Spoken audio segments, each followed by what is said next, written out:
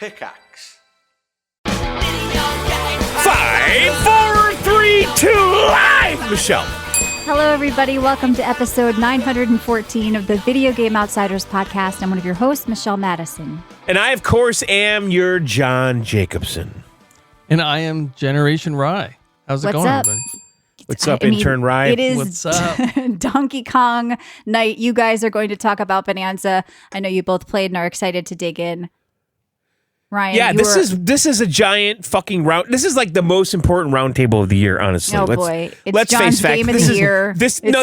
Not my game of the year. Oh, okay. Not mine. It's not mine, but it's very fun. This is universal. Okay, it's the John. Industries.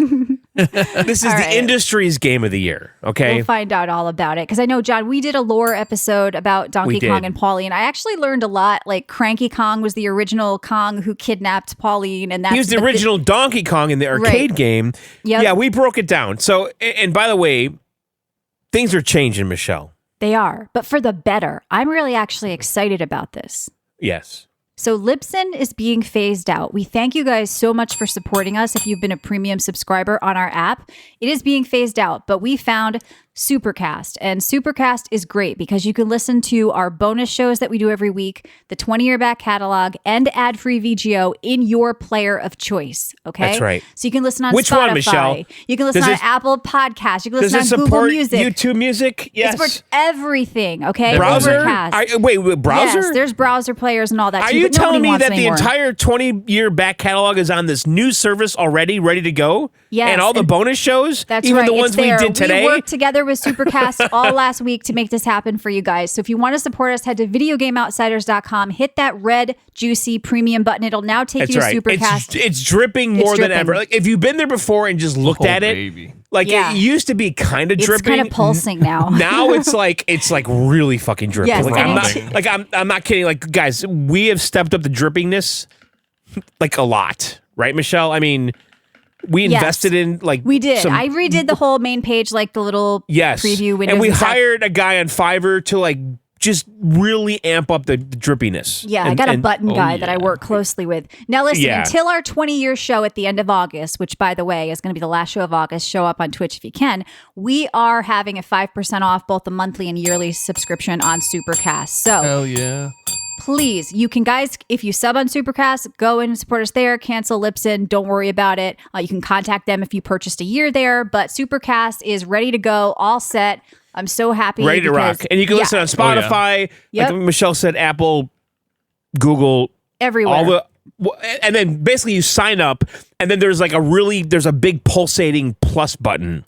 Yep. And you just press that, and then you choose your listener of choice, your app, of choice, and it just automatically works. So go to videogameoutsiders.com and click and we're doing more red, shows, by the way. We're putting our button. Discord show there probably. We just did a Subscast on there. We just did another lore episode. So there's stuff going on there that's not and wasn't on Libsyn anyway. So it's a better, you're getting more shows now. So we're going to really try to explore what Supercast can offer. And it's great. So hit that red button on videogameoutsiders.com. Right. And also, I want to say really quickly, we're giving away Killing Floor 3, which is coming out this week, but we'll be reviewing it when we're back because we're off next week. We will be doing a bonus show in that Supercast feed, okay? But we are off. And so if you want to win Killing Floor 3 from our sponsor, cdkeys.com, you can do that in our Discord on videogameoutsiders.com and save a few bucks there. CD Keys has a lot of good deals going on right now with Destiny and a bunch of other stuff. So check them out too. All right. My housekeeping is done. John, did you want to play your sound file and your boat noises? No, I don't actually. I lost interest in it a while ago. All right. He's over it. It doesn't interest me. No. What do you want to do? I mean, I did what I wanted to do. I just wanted to start the show normally. And for those who don't know, we were on twitch.tv/John and Michelle for 15 minutes arguing with each other before we started the show. So everyone who's listening live got to hear it. But that's typical. All right, Michelle, let's hear your 10 seconds. Oh, are we jumping That's it. right We're in? just getting right into it. Oh my God. Just all spontaneity and all that out the window. Let's just. I mean, it's all business. Gave you the platform. It's all business. Did I not do my intro and then offer you the ability to play your dying seagulls and to I don't know. I mean, Ozzy Osbourne. You don't understand. The reaction is part of the magic. So now that there's Pissing no, me off is not the only thing this show is about. You can't react to anything I have when people in my nothing real is life there. who love pissing me off. Yeah. I don't need you to do it, John. No, John didn't paint his deck no spanko. This is the type of guy we're dealing with here, okay? You know, what happened with your deck? slacking It on that deck. literally rained in the last 24 hours. It's not possible. Okay. It won't stop fucking raining, okay? If we get Supercast subscribers, John It's will been paint his 3 deck. weeks. You're telling me there hasn't been a day without rain? No, Or two? I posted the weather forecast. I need I 2 don't days. believe him. I don't believe him. I really don't. Oh, thank you for the gifted sub. lives in Spanko. Bikini You're painting Bottom. that deck. I do. All right. So let's jump in and talk about Squidward. some games then before we get into the Donkey Kong Bonanza game that you guys are going to go crazy for, I'm sure. So Yeah. I did play Hell Clock. I know you did as well, Ryan. This is from Mad Mushroom, from a Brazilian dev team based on real events that took place, but a supernatural twist on them. Their little like PR sheet was like, what if Path of Exile only took 20 minutes? So of course that got me interested as a Path of Exile player. And it's supposed to have, or they're aiming to have, some of the depth and speed of PoE mixed with Hades or another type of roguelike, which is kind of just more fast paced and not a lot of like worrying about picking up your loot and stuff. And I wanted to know what you thought about that, Ryan, because it is a top down isometric game. Combat feels pretty good. There is a talent tree. You're picking up relics though the whole time that sort of auto slot into your bag. You're not really picking up loot that you're putting on, or there's no downtime really as you're playing, and you're rushing through. You can play time mode. You're getting a lot of loot though. As I was kind of playing through it, you start off a bit slow, but it really picks up speed quite a bit. I found the combat to be a little bit on the clunky side, like compared to games like, I don't know, Hades and Dead Cells and stuff. But it is panning out to be a lot deeper and a lot more fun and sort of unique compared to all these other games in the genre. Now, I was a little stuck. I didn't really understand what the clock was for. I put it on the regular mode. I didn't do the no pausing thing, so it was just straight through runs.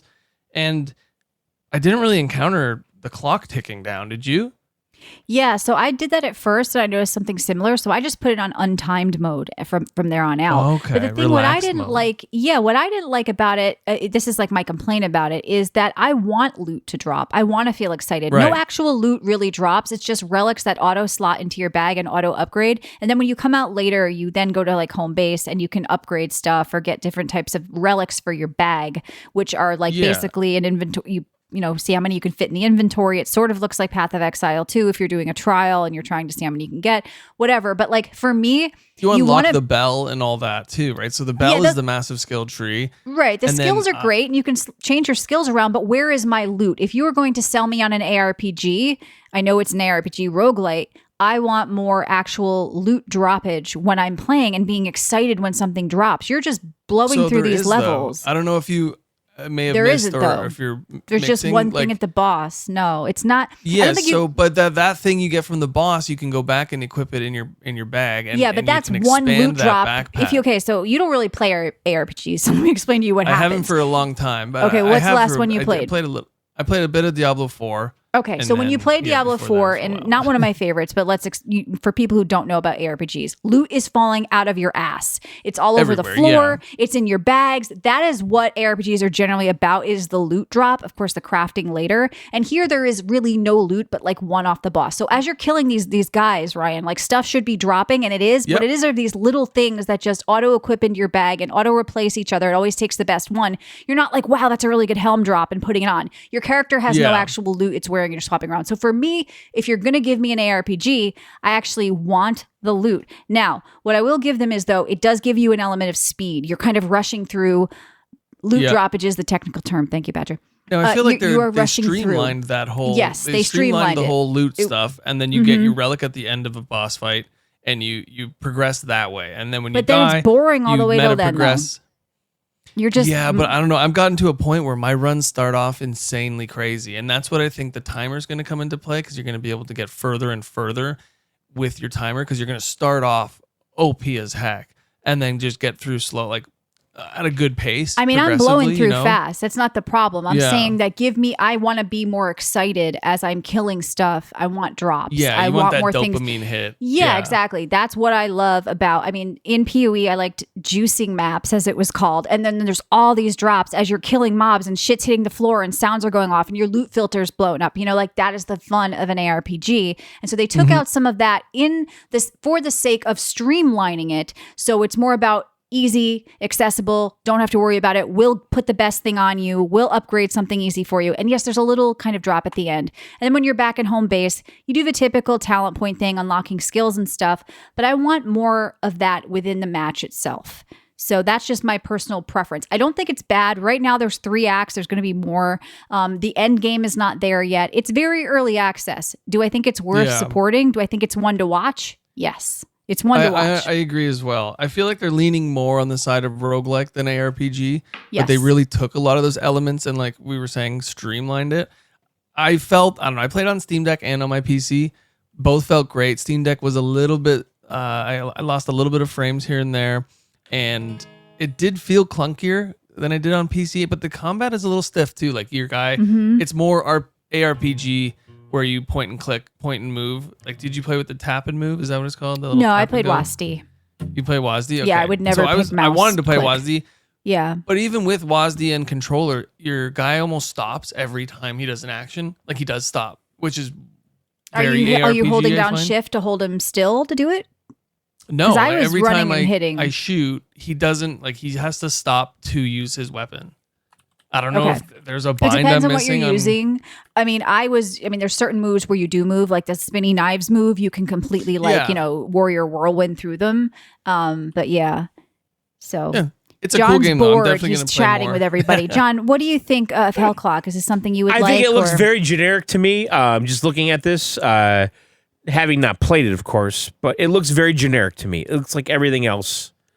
What is it bringing? It has no loot. It's doing some kind of auto loot thing where it's like forcing your inventory. I don't want it. I don't like it. I think you should just pass on this and move on. Hellclock is a big. I don't think that. I think right now, I think it's pretty fun. You're never going to play this again. It's over. It's in early access, and neither so is it's not Ryan. done. I don't Ryan's think already that's moved true. on. So thank you to Mad Mushroom for sending like. us the keys. And I do think it's actually a pretty decent game. I just think that, like, for me, when I play games like this, I want to see more loot. I hope they kind of find a way to introduce that as you're playing, but also like it's just not done yet. There's going to be 3 more acts. There's going to be an end game. I think that this game does have legs, as John would say. I think it's kind of just there's 2 types of early access games. There's ones that come out half done and they're going to finish them, but it may take that year to complete them. And then there's ones that are kind of really done. They're just going to polish them. This one is half done. Is it like an Old West? Is it like an Old West game? What is this? No, like I said, it's based on true stories, a supernatural interpretation of an actual massacre that took place in Brazil, where I think 25,000 men, women, and children were killed by the newly formed Brazilian Republic. So, like, the theme, they fucking nailed. Like, there's great voice acting. There's, like, the music. But I'm looking at some of the loot stuff or whatever this is. I see, like, a rifle and So that's it. They give you, at the end of a boss fight or a floor or however it works, you get these relics that you can take out of the game and create your build. And that's where I found, like, it really steps up in, like, combat and like your strength in general. You can mix and match these things and you can expand on how many of those relics you can bring into each run. And like you can mix and match with crazy, like there's a ton of different customization you can do with them. But like Michelle said, you don't drop and get that satisfaction mid-match where you get to pick and level it up and progress with it like that. I don't know. I found the build system and like that whole progression was really cool. Like a lot of these games are very too, similar. Man. I mean, yeah. A lot of these things are taken right from them, like the relic thing and everything. Like, I don't know. Like, I do like what they're doing, and I do think they're doing something different by combining that ARPG roguelike thing, like you're saying, Ryan. Right. And I think like my complaint of wanting more loot is probably not going to be the average complaint. The average person may be really happy about not having to worry about the loot, not having to empty their bags, not having to worry about what to pick up. I kind of like that. I like, do I have room to pick this up? Should I? I kind of like that. Just, oh wow, this is a big drop. I should take this. So Hellclock, I do like potential. I think potential to be. I feel like the average player that's going to play it is not going to come from ARPGs. They're going to be like the people that are playing Lost in Random and Hades and stuff like that. But no real choice cool. when there's no real like risk reward choice of which room to pick. Thinking about something like Hades or Nunholy. You can get a portal though that brings you like 3 or 4 floors lower and stuff like that. But you're not making choices at the end of each level, which I think might have helped as well. I just found like they need, I think, a little polish on just the gameplay loop. But I think there's a lot of potential here because I actually think it's once you get going, like you say, once after an hour, it starts to pick up. All right, so let me talk about another game that just came into 1.0. It's called Drill Core. It is a mining tower defense. I actually got a little addicted to this game. A little repetitive, but overall I do like it. So it is a 3-tiered sort of system that you are managing all of these things at once. You are managing your workers during the day, and at night you kind of call them up and these bugs come down and you're shooting at them from the sky. So it's like you're managing turrets at the top point. The midpoint is you're managing your base. And then at the low point underground, you are sending these miners around and carving these strategic paths to try to pick up all this loot. And it's kind of a cool little like tower defense cycle. And I don't play tons of tower defense games, but I like ones like this that are like sort of like Kitsugami Path of the Goddess, where they're kind of like tower defenses in disguise. Like, so it's not like in your face, like something like a Bloons TD or something, but yeah. So, John, are you with us still? I know you're a little. Yeah, I'm listening. No, I'm just listening. Oh, do you have anything to? I mean, you are a host. You want? Do you? Are you a listen, now? I had a whole. I was ready to go tonight, but okay. So you wanted to ruin the rest of the show because little stubborn You're still Johnny. ready to go. Little Johnny couldn't play his music in the first 5 minutes. I was all excited to kick this show off with a little bit like high Dome energy. Keeper. Good call, old school. Yeah. Yep. I was thinking that. I did just play like Dome Keeper. John didn't play Dome Keeper, so he wasn't. No, I was thinking that. He's just mocking. like it. No, it is a bit like Dome Keeper, but I think this one's better. I think there's a lot going. Yeah, I agree. Paint the deck. I wish he'd go paint it right now, Spanko. Then we wouldn't have to deal with him because he's just sitting here being an ass.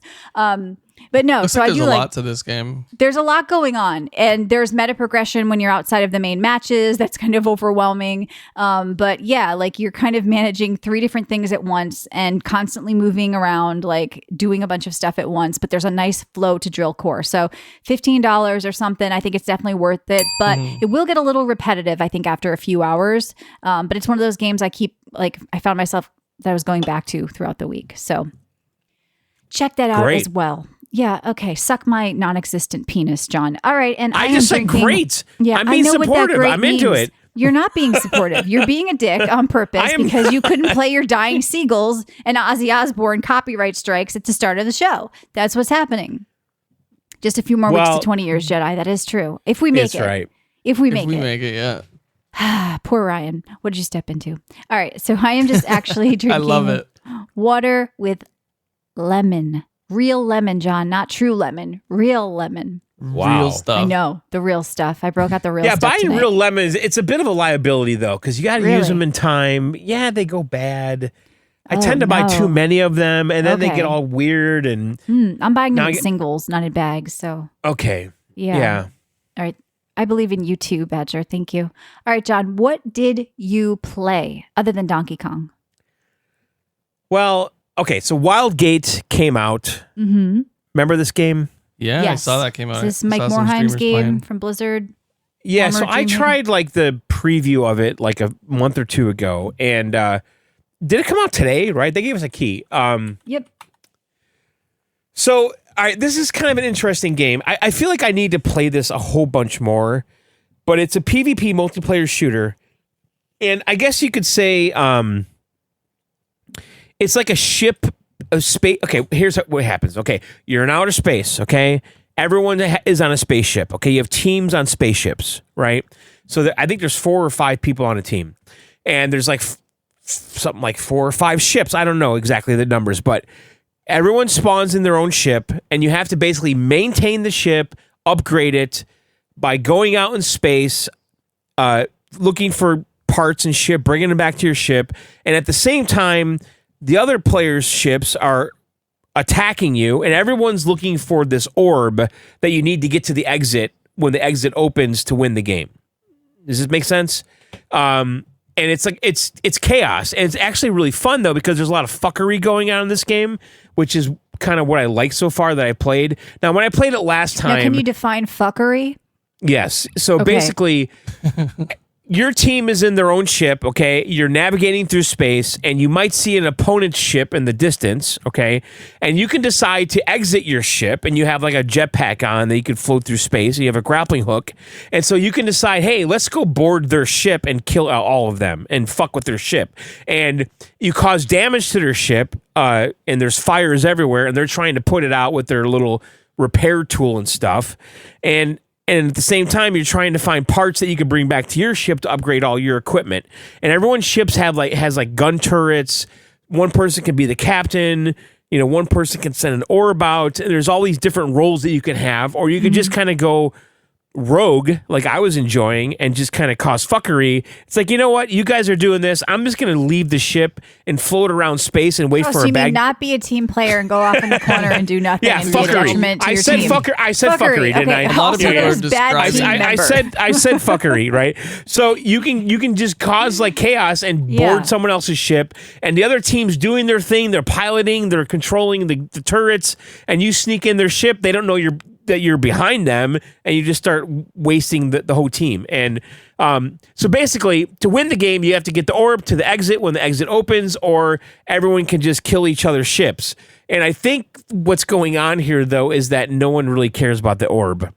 Yeah, it sounds like bad game. A lot of people are describing it as Sea of Thieves meets like Hunt Showdown, where you have an objective or you can just kill each other. Yeah, but I get the sense that no one cares about the objective. Everyone cares about the fuckery. And that's kind of where the fun is, to be honest. I can see that. Yeah. That's my opinion of the game so far. There's a couple modes. There is a PvE mode where, a bunch of people can play against AI, bots and shit. And then is there AI in the main mode? No, there is. No, there isn't. So the main mode is just all PvP. Okay. It's your ship against all the other people's ships, and everyone's just going through space trying to get resources and float around and upgrade their ships, find the orb and get the fuck out, or just cause fuckery, which I think is where the fun is in this game. We should just rename the game to Fuckery, as long as the team doesn't take it down because of space, right? Yeah. But I don't really know, like the Overwatch guy was involved in this, or one of the people, right? And I don't really see any Overwatch connections in this, to be honest, besides that it has like a shooting element to it. Do you have different classes and progression outside of the matches? There is progression. There is levels. I don't know what the repercussions of that are just yet. Repercussions. Yes, I know. I corrected myself. I know. Not percussion, John. Put the percussion away. John has a concussion right now. I do. But I don't know. I think I would like to play this game with friends, because right now I've only played it solo. Mm-hmm. I would like coordinated attacks and stuff on other people's ships and let the fuckery begin. But it looks like this is going to excel with friends. It's going to be one of those really fun games with friends. Absolutely. I think this seems DOA. Maybe it should have been free to play. It's so hard to get a multiplayer game I would off agree the ground nowadays. I would agree with the free to play thing. Yeah. With multiplayer stuff, I think it just works better if you can only do cosmetics and not pay to win. I mean, look how good Mech Assault's like a doing. Whatever free to play game. Yeah. What was it called? Oh my gosh, I think it died on arrival. Did it? They made a lot of money selling butt skins or whatever. Mech Break. I mean, but usually with games like that, with the gotchas, they make a lot of money at the start, and all those people that spent. No, they stay. Like, that's how the gotchas are so successful. And this one, it was like because they spent $80 on the outfit and they don't want to leave now. Yes, and they put the investment into the characters, but this doesn't have that. It's just cosmetic, and it's just another COD or something, but with mechs. You know what I mean? Yeah. But I don't know. You think this has potential, John? I know a lot of people were like talking really good things about it. So it's kind of like a sandbox playground game in a way. Mm-hmm. Mm-hmm. That's how it feels to me. Like, there's a lot of possibilities, like how the games are, like every game could be completely different, depending on how people behave and go after each other. Like, one match I did, there was a ship that was stalking us nonstop. Like, we could not get away from this fucking ship. And like, I piloted our ship trying to get away just to kind of like change the outcome of what was happening. And the guy was just not leaving us alone. And so that basically turned into the whole game. Like, I guess we're fighting. That's what we're doing. We're not doing the objective. And that was one example of a game. Like, the next game will be totally different because you don't have a guy stalking your ship, Right. So that one guy with the fuckery can change the whole Right. way the game plays out. And I actually tried to stop the fuckery because all we were doing was battling this one fucking ship that kept following us everywhere we went. Right? Right. Like, I'm going to pilot and just let me go somewhere else. And you could like board. Actually, there is PvE stuff in this game. Because there is like abandoned like PvE ships that you can board, and that in those ships they have like NPCs that you can fight. Right. I did experience that. So big maps. Like, is it massive or? I wouldn't call it massive. I would call it big enough. I don't know how to adequate. Yeah. Yeah. About 3 inches. Yeah. Ooh, that's not adequate. Anyway, what else did you play? Tell me about Shadow Labyrinth Secret Edition, the PacMan game. Yeah. Oh, Yeah. right. So this game came out of nowhere for me. I know Michelle told me about it, Yes. and I'm like, what? It's PacMan. What are you talking about? And I'm looking at this game. Mm-hmm. I'm like, that's not PacMan. Right. It's called Shadow Labyrinth. And I guess, Michelle, this came from a short film Really? that was on Amazon Prime, part of Secret Level. Oh, right. this was one of them. That's right. So Bandai Namco released this. Yeah. And, it's mixed reviews right now. I think people are confused. So about the this Is game. this similar to how like Mickey Mouse lost his copyright and everybody can just make stuff, or is this straight from? No. This is a Namco game. That's who who made Pac-Man, right? So, Yes, yeah. Listen, I didn't watch Secret Level, so I don't know about that series. But I guess there was an episode where Pac-Man was like a marooned warrior abducting strangers. Did you guys see didn't I this? don't remember that that one, no. one. I may have Okay. skipped that episode. All right. So listen, I've known Pac-Man my whole fucking life. I've seen tons of Pac-Man spin-off games, 3D platformers, competitive online, 100-player Pac-Man games, all that shit, right? And this is nothing like any of those. This is barely a Pac-Man game, right? And it's kind of kooky what they did here. So this is, and by the way, I played this on the Switch too. I bought the deluxe edition, which is called the Secret Edition. It was $60, and I don't know why I bought it, but I did. And you could just buy the regular edition for $30, but I saw that it was only $60. I'm like, well, that's like a normal price for a game now, and I get all this extra map, shit. pins, Yeah. stickers, Yeah, you keychain, Physical shit. physical. Yeah, so it comes with like a black light keychain, I guess, to look for sperm on like in a hotel. Yeah, it's got And then it all. comes with like a deluxe DLC pack or something with a code, a bunch of stickers, a map, a bunch of pins and shit like that. Okay, for $60, it's a nice little package. I don't hate. I mean, it seemed priced right to me, so I got it. And on Namco's website, it's $100. Amazon had it for $60. Whatever, I bought it. Now I bought the Switch One edition, and I have to admit, I was kind of asleep at the wheel when I did it. Yeah, what the hell? Well, it worked out because, first of all, as far as I can tell, that Secret Edition is only available on the Switch One, but there's a free Switch 2 upgrade for this game. Oh, perfect. So I paid nothing to upgrade to the Switch 2 version. So that's kind of a nice little bonus. Okay, so what is this game? This is a Metroidvania, the end. That's what it is. It's a Metroidvania game.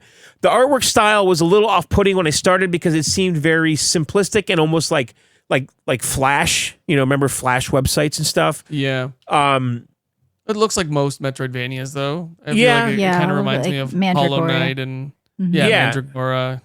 But here's the hook of this game. Okay, so first of all, the story, I don't know what the fuck's going on, but basically you're it starts out with some kid in a city with like a handheld console, and next thing you know, it's on the ground, then you're a robot fighting another robot, and then that goes away. Next thing you know, your spaceship crashes and you're a person, right? You're on some planet, and Pac-Man is there with you, but Pac-Man is a floating like orb, a ball, right? That looks like Pac-Man, right? But like a 360-degree sphere, and he's talking, right? And he's kind of, I think, manipulating you to do stuff for him, okay? He's kind of an asshole, I think, this Pac-Man, right? Mm-hmm. And he's guiding you to basically find things on this planet where you crashed that he left there or wants to understand. And then from there, it's a Metroidvania straight up the end. I'm seeing right? some Pac-Man levels, though, where Pac-Man... I'm going to get to that in a second, okay. yeah. And then there's certain areas that have like these rails on them where you basically turn from your character to Pac-Man, and then Pac-Man guides around the rails, and he could collect little, like these little gold like dot things that are used as a currency to upgrade your character. And then you can also do some combat by switching back to the character in the air when you're on these rails. Now, that's kind of the unique thing in this game compared to other Metroidvanias, is that you have most of the game, you're just the character running around, jumping, doing, melee combat type shit. But then when you come to these rail areas, you morph into Pac-Man, and now you're just kind of like gobbling up these things, and you're using these rails to go jump back and forth between them, and also jump to like kill the bad guys as you quickly morph to the other guy, and then back to Pac-Man. It's kind of a little acrobatic thing, and I kind of like that. Now there's checkpoints, there's fast travel. You level up your character again by collecting those little dots. When you get so many, you can level up your abilities and all that shit. And what I've experienced so far, though, I kind of don't dislike it at all. I'm going to tell you, though, I played the game for maybe hour and a half, 2 hours before the show. I got the game today. And I'm on a boss right now that I've already tried like 10 times and I can't fucking beat it. And I've backed up. I went back around the map trying to level up my character to go back and try it again. And I'm very close to beating this boss. I got him down to like 5% health and I fucking died. But I could tell already that it's going to get hard. The bosses are tough. The Metroidvania aspect so far, what I've played, I don't feel like there's a lot of branching and going back, except to go back and level up to beat a boss. Back and like unlock new areas with different abilities and stuff like that. Well, I could tell you there's certain things that I can't do, and I know for sure as soon as I get a double jump, I can do them. And I know the double jump is coming, right? Like, so that's very much like standard in those games. Yes. You can't go so far without a double jump or a wall ride or something like that. Yeah, because there's been a few things that I can't reach. I'm like, okay, I see what's happening. I need a double jump, and then I get it, but not yet, right? So I don't know. I think it's kind of cool what they did here with Pac-Man. I actually commend them for this because I think it's a cool way to use an old IP in a really unique, fresh way. Yeah. It's a unique, like little risk take kind of thing. It looks cool. Yeah, it's not. It doesn't look it doesn't look like an arcade game from the 80s or feel like one. It doesn't look like it's retro at all. It's what just was that Pac-Man game I played on the GameCube and loved. That also made me think like, wow, that was the platformer cool one, Pac-Man World. Yeah, like Pac-Man doesn't just have to look like a stereotypical. Pac-Man. Yeah. Well, that was based on game. on the cartoon from that era. Remember that cartoon? I didn't really watch it, but I did love that GameCube game, and I just remember like Michelle, Pac-Man game. We talked about this before a long time ago. I also loved that Pac-Man game. It was in the Super Monkey Ball days. I was playing that and Super Monkey it was Ball. it was a 3D platformer. Yeah. It came out around 99. I had it on a GameCube. I played it too. But still, you look at that, it's like, oh, this is Pac-Man. You look at this. This is. I like the reimagining of this Pac-Man though. This looks like a dark sci-fi world with like It's this totally sort of robot dark. next to you, like robot Pac-Man, alien Pac-Man next to you. You know, it sort of looks like the robot in Nier or Eve's robot in Stellar Blade. It's like he's your companion. And I think. But that I is think a he's. cool I think he's kind of a dick reimagining. though. I think I he's like using dicks. you. No, I like he's that. using you. Good. He's totally. I think he's Don't using clip you that. to do shit. No, I thought is he like an asshole and he's talking shit? Not like an shit, AI taking but over you can, type You thing? can tell that He's that evil, right? He's manipulating what you're doing. You could tell. Like he's saying, I was here 30 years ago. Let's go check this out again. And by the way, 30 years ago, was that like a retro callback or something? Yeah, I think right? so. Holy shit, this is what he was doing back then, eating and running from the ghosts and shit. What if Pac-Man's really the bad guy? He's the asshole. It's like the Karate Kid. What happened when you beat Johnny the was game? the guy. But there's no ghosts. I haven't encountered ghosts though. You would think that would be a thing. Like the little bad guys that are crawling around the floor and the walls and shit are very much like Metroid, like NES. Yeah.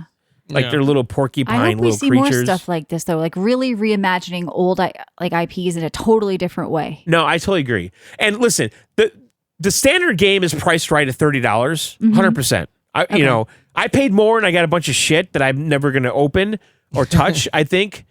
But I think at $30, they priced this game right, even though it's a Pac-Man game. The one thing that confuses me too, though, is that, or maybe it's a missed opportunity, or maybe it's very intentional, they didn't push Pac-Man at all. Like, you have to know. Like, it's kind of like on the down They low. didn't advertise it, that it is Pac-Man. You have to It's not called Pac-Man. Do kids today Shadow. even know who Pac-Man is, John? Maybe it doesn't matter. I don't think they do. Yeah, so it's kind of low-key nod. Yeah, he was in Wreck-It Ralph, wasn't he? Was he? Or that other video game movie with Adam Sandler? Oh, yeah, he was in that one. What was that called? Pixels? Oh, yeah, Pixels. Yeah. So, all right, that's it for me. We'll talk about Donkey Kong in a second. I'm drinking a Jigsaw Jazz. Oh, never heard of that. What is that? That is a double IPA, Okay, which means Strong. twice the alcohol, Michelle. great. You're going to be very entertaining in a bit. All right, so Ryan, Hoppy. tell us about your vacation or your games, or do you want to jump into Donkey Kong? What do you want to do? I'll talk a little bit. So, yeah, as you guys know, I went on a cruise. John had a song. We all got in a big fight. Yep. The end. Here Cruise it is. was great, though. Yeah, we were talking about cruises in Now, general. you were I was doing like, deck no mode way. on the cruise, I imagine. I did a little bit. I didn't game as much as I thought I but would. real deck mode. You're like on Real the deck deck mode. of a ship. I was on the Yes. deck of a ship, surrounded by towels and a fan. I'll post the picture in general, so Yes. everybody else gets to know what went on there. But it just know that it was a very hot day for your Canadian co-host here, and I was having a rough time. Now, at did the you end of have the like day. a rum and coke? Because you kind of had like a Jules vibe going on. Julian a vibe. Jules vibe? Julian, yeah. Oh yeah, You know- I you was know what I'm drinking talking about, right? Margaritas and tequila sodas. That's what I was doing. You look all like week. kind of Julian a little bit. Yeah, I did dress up as him for Halloween one year. Did you really? I did. I'll post that picture too because it's pretty funny. I think I might have already. So I was playing Donkey Kong, which we'll talk about. I played Hell Clock when I got home. Yeah, and where such. did the cruise go? Were you just like floating around the Hudson Bay? Like, where did you Yeah, go? that's What? no, it was Lake Ontario actually. We just went to. You just went to Toronto and Lake back. Ontario? No, we went through Mexico, a couple stops, and Honduras. So you're in the Gulf of America? Roatan. Is that where you were? Yes, the Gulf of Honduras. Mexico. Oh my god. Wait, Yeah, you so we went went all to over you the went to map. Honduras? Yes. Now, did Very you hot, bring back a very couple nice. keys? Like, what are you doing? So funny story. We did do a it was Line a of dune Coke? buggy. No, it was a dune buggy excursion that they call it. You book with the boat. Yeah. With Royal Caribbean, and they told us we were going to be on dune buggies in the sand in the jungle. And we looked at each other like, this thing's awesome, right? So we signed up. We get to these cars, and they are not dune buggies, guys. no. They are not dune buggies. They're golf carts? I'll post pictures. They're like Volkswagen Golfs, Jettas. They're very small cars with the doors ripped off, very tiny wheels, and everyone wanted Now, to hang drive on. these dune buggies. Dune buggies. At Dune least- buggies. Well, hang on. Dune buggies back in Buggies the are day. open roll cages. Wait. Dune Yeah, buggies. big tires, The heavy big, duty the big like 4x4. no. Volkswagen. They're mostly VW Beetles. The early Dune buggies were all Beetles. We're not talking Early, about that. When but you think Doom my Buggy, I'm conception- No, thinking- when you think is Dune what you're buggies, saying, you right? think a VW Beetle. No, you don't. My conception Yes, of you a do. dune buggy no, was, you don't. Yes, you do. You don't. You So, think of what Ryan anyways, is saying. Yeah, we get in these cars and they're manual, they're stick. So only two Oh. of us in the whole party can drive stick. So no one else that wanted to drive. Are you could do one it. of them? Yes. Okay, good. So it was All only right, me and you passed the test. and my For me. fiance's dad that can drive. So we Okay. get going. We're going to one of the destinations, and they have a fleet of 10 of us. Okay, 10 of these cars. Yeah. And we pull into the forest, and we're covered by trees. And I'm thinking to myself, I'm like, we're in Honduras. I think they loaded these cars up with drugs, and then on our next stop, which is halfway across the island, they're gonna Yes. unload them. They're using us as drug mules. Yes. But Are you serious? it was. No, I don't know. We don't know. Like helicopters were perfect. flying over us it's and a stuff. It was a Netflix little doc weird. waiting to happen. Oh man! And at one point, like a whole chunk of like 3 or 4 cars in the back of the fleet kind of like separated from us and went a different direction. It was very weird. No. Okay. No. This is not the type of vacation Michelle wants to be on. no, exactly. No. But other than that, tried to play some games. What's going on over there, John? John's got sound effects. He loves this. Is that you delivering drugs? Sounds like a bee's nest. So, all right. So, what did you play there? So you're in a Volkswagen Jetta in Honduras. Delivering drugs. Going down a beach. Yep. Yeah, This is that's it, what right? happens Great. to the back Right there. seat, like, I'm a young one. Yeah, and this I'm is the wonderful to dog. listen to. I'm sure people are loving this in the car right now on their shitty speakers. That's right. It's Michelle. the perfect cover, exactly old school. Yeah. Like that's what we thought. We were like, no way, we got to open these trunks. We didn't open the trunks. Right? It's great. See? So all as right. for game, I played a little bit of Donkey Kong on the cruise, and I was playing some Mandragora at the time. But I did watch. I know this is a little bit out of the loop here, but I did watch. What was that? Until Dawn. Did you guys ever play Until Dawn? Supermassive Games. Yes, I The did. story- I played that with my sister on the PlayStation, the horror kind of choose your own adventure horror game in a way. Yes. And I love the game. The game is awesome. I played the Quarry too. There's one of the another game in their series. And I was hearing a lot of bad things about Until Dawn. One, because they didn't follow the story at all. So the story has nothing to do with the video game, which was really weird for them to take the name and not use it at all. There are like little nods to the Wendigo and stuff, but it wasn't anything to do with it. But I heard a lot of bad press regarding it. And I'm thinking it was mainly because of the title, because the movie was actually great for like a corny, campy horror movie. If you do like Until Dawn or like movies like that, it was almost like a choose your own death kind of movie, like a Groundhog Day type deal. Really cool movie, really good horror movie. But yeah, that's really, I only played Hell Clock and Donkey Kong. That's All right, worth it has a talking about, 5.8 on IMDb. Are you I saying know, that is I know. because people went in expecting like the story from the Yes. game? 100%. There was definitely a period at the beginning where people were review bombing it per se, and Okay. it got a lot of bad press because it like the gamers just didn't want to watch it because it had nothing to do with the game that they love. And, Right. like I get everybody that. loves the Until Dawn story, and Yes. I do as well. I think they could have called this something else, and it would Yeah. have gotten like a 7.5, like a typical decent Typical horror like movie. You know what cheesy I mean? horror movie. Yeah, I mean, I really did Yeah. like the story of the game. It was a cool setup, and It to was. not follow that seems stupid, or even get some of the original actors or something. The actors, they had You know? They had a great Yeah. cast on that game. So Yep. it's just strange, but cool movie, funny little horror movie. Watch it with your girlfriend or boyfriend. But yeah, so I'm drinking. What am I drinking here? It's called Something in the Water. Very on point with that. Just like in Honduras. Yeah, there was something in the water, right? Exactly. There's Feces. definitely something Yeah, in the I think water. feces. is the PC. answer. All right, Yeah. so we are going to do our Donkey Kong Bonanza roundtable, but first a quick break. Remember, if you want ad-free VGO in the back catalog as well as weekly bonus shows, you can support us on Supercast. All right, this is it. Oh my God! This is it. The Listen, The reason you bought a Switch 2, John. this is potentially the biggest show of the year. People are going to be Okay. talking about this No, review. No. groundbreaking. Yes, No. that's Can I how leave? important this game is. Yeah, all right. Okay, like this is not trivial, guys. What we're about to discuss here, Yeah. we're talking about Have a change of shorts ready, okay? a 'Cause game you're of going to shit your pants listening to a the game review of a this. generation. Okay, Ah, It's not that yeah. good. The generation It's is good. 7th graders.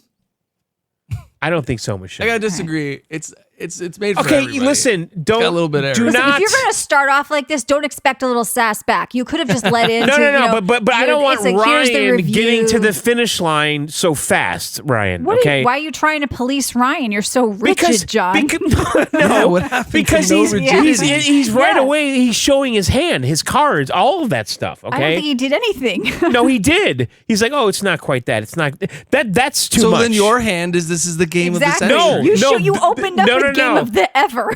No, okay, that's what I'm letting you believe. Okay, Oh. Okay. Oh, Yeah. okay. Sorry. We're not following along the theater of the mind or whatever you said, John. All right. Well, let's talk about Donkey Kong Bonanza, the topic of Okay. the show tonight. What That's happened? right. How'd you guys get it? yes, yeah. This is a round table, a pseudo That's round right. table, It's which a is banana Ryan and table. myself. I'm sitting on the It's a back. banana table. It's crazy. And okay? for some It's reason, wild. it's literally just a banana coming out of the ground. There's no Yep.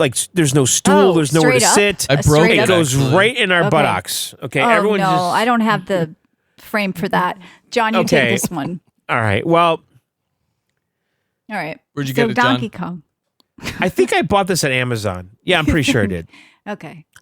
You were The reason- mad about it, right? at Well, I was Amazon? mad about Best Buy because I bought the Amiibo too. Mm-hmm. And I bought that at Best Buy, and that was a day late. And I think it was FedEx's fault, not Best Buy. And but yes, I bought it on Amazon, which has been a little hit or miss lately. But I did buy it physically. Ryan, where did you get this game? You bought it on a boat. I bought it digitally and downloaded it in the middle of the ocean or the middle of the Gulf of Mexico. Gulf of America. But that's awesome. Took all night, but I got it. It downloaded. Good. That's pretty kooky, actually. It is. I've never done something. So how like is the internet on a boat like that? They use, I think it's called Voom. It's Starlink gotten a lot or better something, or over the years. It's similar to Starlink. It's satellite? I think. I'm not sure. I believe it's satellite internet, and it works fine. I think it was like something like 40 megabytes. Now, when you were on this boat, did you see a lot of people with Switches or Switch 2s? And was that an icebreaker? No, I didn't talk to really anybody out of my group other than in the casino. But there was a few people with ROG Allies. I saw a couple Steam Decks. Really? Nice. And then I seen some kids with like their Switch Go bags, like those little hard shell cases and stuff. Yeah. But yeah, it's an environment, that's for sure. All right, so you guys got the game. Wait. It's an environment, that's for sure. Yeah, it's a very unique environment. With a boat. Yes. Yeah, I just picture fat people doing soft serve ice cream directly into their mouths. Now, was there a buffet? Like and then drunks. Did you do a buffet? How did you know? What? I just picture fat people under an ice cream machine. Don't break my fantasy of what a cruise is. And did everybody have a Bluetooth speaker everywhere? Was there no speakers? Everyone had Bluetooth speakers and everywhere. Band-Aids in the pool. I just picture Band-Aids in the pool and me getting the fuck out of there. It's like a terrible fishbowl on a cruise ship. I would never do it. So are you regretting the cruise? Because honestly, I don't think I could ever do it. It seems like not at all. It seems like a floating Vegas, like a bad floating Vegas. It was my third cruise, and I've loved them every time. The food's phenomenal. Really? Define phenomenal. The food is 10 out of 10. It is fine dining. Is this buffet or are you actually ordering? Are you actually ordering made to order? Remember, this is our Donkey Kong review, John. We'll get to it. Is this made to order or is it a buffet? Like, what is going on here? You can choose to go to the buffet, which has a big variety of food, or you can choose to sit down and eat lunch or dinner that is served. Now, to what you are you having? Like pork medallions and steaks, filet mignon. We had everything, a little bit of everything. Lobster. But then you dock in Honduras. You're a part of a drug deal. Right. There's a and questionable then you're driving guy. around in a Volkswagen Jetta. To be a mule. It wasn't an opportunity that was presented to me. There's people trying to sell you bracelets. You don't want any part of it. Okay, so cruises. Yeah, all right. So I got it on Amazon, which is boring compared to his fucking his Honduras Wi-Fi. Story. Yep. Okay, so we install the game. Now, going into this, what expectations did you have? I'm just curious. My expectations were essentially Mario Odyssey in a Donkey Kong flavor. Lot of bananas. It was a lot of bananas. 3D platformer with Donkey Kong made by the team from Odyssey. That was my expectation, and that's almost exactly what I've gotten out of it. Sure. So, what about you? Well, here's the thing. Donkey Kong is not Mario. Not at all. His approach to platforming is very different than Mario's. Mario cannot smash through mountains. Wait, are you banging your desk or your mic or something, John? I'm not. Mario cannot smash through mountains. Is Donkey Kong actually platforming or is he just climbing because he has monkey arms? He's definitely platforming. He's platforming. Okay. He climbs some things, but I just don't see monkeys going up like a cliff and going, they're platforming. That's like a human thing to me. The original Donkey Kong. What are you talking about? Monkeys are climbing shit all the time. That's what they do. They're climbers. This is natural to him. He's a fucking monkey. Okay? Does Astrobot climb and bop around like Mario? Astrobot is platforming. A monkey is just climbing. Yeah, but he jumps, okay? I'm sorry. How do we tackle this, Ryan? Okay, so the setup of this game is this. Let's just start there. And then we can kind of branch out, okay? Yeah, little girl on a rock.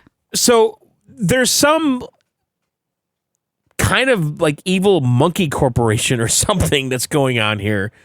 Who has essentially stolen all the bananas and destroyed the world this that evil Donkey Kong lives in. Monkey corporation has stolen the bananas. The bananas is the big asset in the world, okay? And if you control, and these are not just bananas. These are like jewel encrusted gold bananas, Michelle. Okay, it's very valuable. Yeah. It's like the banana game on Steam. Yeah, this is not a banana from Stop and Shop. It's it's a really nice banana. It's big, it's giant. It's like the size of a Buick, okay? It's a big fucking banana. It's encrusted in jewels. It's gold, okay? And this evil monkey corporation has stolen all the bananas, and then at the same time, they've put this giant ball, this like asteroid, on top of their world and pushed it down underground, okay? It shoved all of them down underground. And at the same time, this asteroid comes out of space with a rock person, a little rock creature, a tiny rock guy, a rock girl, we don't know, and befriends Donkey Kong. What is going on with someone's microphone? Please stop. I just hit it. Just calm down. I hit it once. You calm down. Okay, so this rock little thing has befriended Donkey Kong. We don't know what's going on. And then they do this very tribal, Michelle, you and I talked about this already on our subs podcast. Yeah, you seem to be searching for the word like Mayan, I believe. Just like this like Mayan, very primitive ritual that basically takes this curse off of the rock person and then reveals young Pauline. Now, we're not going to get into why Pauline is 6 years old. Yes, we did that on the lore episode, which if you support on Supercast, you can check it out. Michelle and I went deep into that whole idea. I learned what's all about going on? what's going on with Pauline and Cranky and all these people, or monkeys, whatever they are. But basically, Donkey Kong now has a little companion that is Pauline. She's on his back, and she has an ability to basically sing, which is used to find stuff on the level and then also show you where to go, like in an Elden Ring kind of way with sparkly dust, but with music notes instead. Right, Ryan? Okay. Yes. Music is a very big part of this whole thing, too. Yeah. Because she's tied into everything. She's a lounge singer or something, or to be one eventually in Odyssey. Yes. Now listen, the platforming is fantastic. Mario's daughter. Yeah, we don't know. Or grandmother. The platforming is fucking out of this world. The biggest star of this whole game, though, is the destruction. Donkey Kong is a fucking bulldozer. He can destroy anything and everything, everywhere, all the time, anytime. It's nonstop. If you want to go dig a fucking tunnel that goes down 500 feet, go do it. You might find a bunch of coins. You might find a banana. You might find all kinds of shit. You might find nothing, but you can do it, right? And it's kind of empty fucking... a whole level to nothing from above and below? There are like metal barriers that you might hit that you know. So there was an image floating around where somebody broke every single thing that could be breakable on the map on one of the levels. Yeah. And it was just left with this bare bones green... that's something I would do because I come from survival craft. Now you get levels, so you can't break absolutely everything, John. Right off the bat, you have to kind of gain strength throughout the game. But even if you get that banana ability, like the overcharge ability. Yeah, but you still can't break through certain. You still can't break through the actual that's what I'm saying. The barrier in the game. Progress further to break certain things. But there is a barrier in the game that you can never get through, no matter who you are. Like it's just there, right? Because it would break the game otherwise, you know. But that's Michelle. That's the start of the game, though, because the destruction is off the fucking charts. It's just fucking crazy. And the way destructible environments are new to Nintendo. Well, not like. Listen, I've never played a game like this though. Like this is batshit crazy. Where you could mine to anything to the ground. I don't know. I know, but this is so action oriented and so fast paced. Though it's very different. Fast paced. Your exploration begins from the moment you step foot in the worlds. You are digging, punching, jumping, platforming up, going through these little tunnels. It is actually amazing, and something is hidden in every corner and nook and cranny on the map. Like the treasure chest, John says you can find maps, fossils, coins, hearts, these balloons that can save your life if you fall off the cliff or fall off the Which edge is of a the call back to Donkey Kong Country, those balloons. And this whole time, instead of a monkey on your back, it's the joke Pauline on your back. She's yelling. What is she doing as your Donkey Kong? Well, you basically make her sing, like I said before, and when she sings, she has kind of a sonar ability that shows you where hidden things are. And then also, again, it gives you this guiding little musical note trail that shows you where your objective is. But here's the thing. You're on a big map, okay? This big open world-y kind of place, and your objective is clear across the map. Now, you could go directly to that objective and just clear the level and you're done. But here's the thing.